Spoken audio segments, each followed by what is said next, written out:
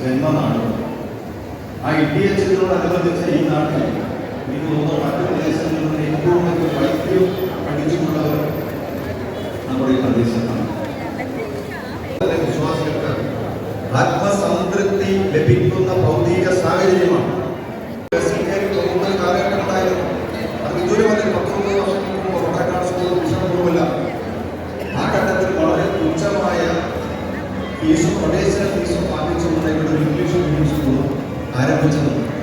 വിദ്യാഭ്യാസം എന്ന് പറയുന്നത് നമുക്കെല്ലാം അറിയാം, വ്യത്യസ്തമായ കാലഘട്ടങ്ങളിൽ മനുഷ്യനെ നേരിടുന്ന വ്യത്യസ്തമായിട്ടുള്ള പ്രതിസന്ധികളെ അതിജീവിക്കുവാൻ സ്വാഭാവികമായിട്ട് പ്രതിസന്ധി ഘട്ടത്തിൽ അഭയമേകുന്നത് അവരുടെ വിശ്വാസം അനുസരിച്ചാണ്. അങ്ങനെ സമീപകാലത്ത് നമ്മളെല്ലാം തന്നെ പ്രകൃതിയുടെ ഒരുപാട് ആഘാതമേറ്റുകൊണ്ടിരിക്കുകയാണ്.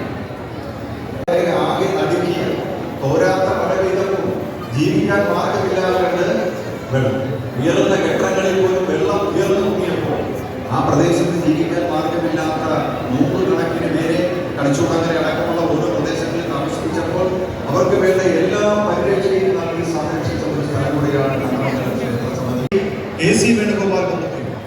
തമിഴ്നാട്ടിലെയും ആന്ധ്രയിലെയും അതോടൊപ്പം തന്നെ കേരളത്തിന്റെ തന്നെ വിവിധ രാഷ്ട്രീയ പാർട്ടികളുടെയും സാംസ്കാരിക രംഗത്തെയും പ്രമുഖരുമെല്ലാം തന്നെ ഈ ക്ഷേത്രത്തിൽ ശ്രദ്ധേയമായിട്ടുണ്ട്. ഒരു ക്ഷേത്രം ശ്രദ്ധിക്കപ്പെടണമെങ്കിൽ അതിന്റെ അണിയറയിൽ പ്രവർത്തിക്കുന്നവരുടെ ശ്രദ്ധാലുമായിട്ടുള്ള സമൃദ്ധമായിട്ടുള്ള സംഘാടകത്വം ഒരു കാരണമാണ്. ഒരു കാലഘട്ടത്തിൽ ഞാൻ ഓർമ്മയുണ്ട്, കെ.ജെ. യേശുദാസ് എന്ന് പറയുന്ന പ്രശസ്തനായിട്ടുള്ള ഗായകൻ കേരളത്തിൽ യേശുദാസിന്റെ പാട്ട് കേൾക്കാതെ ഉറങ്ങാത്ത രാത്രികളിൽ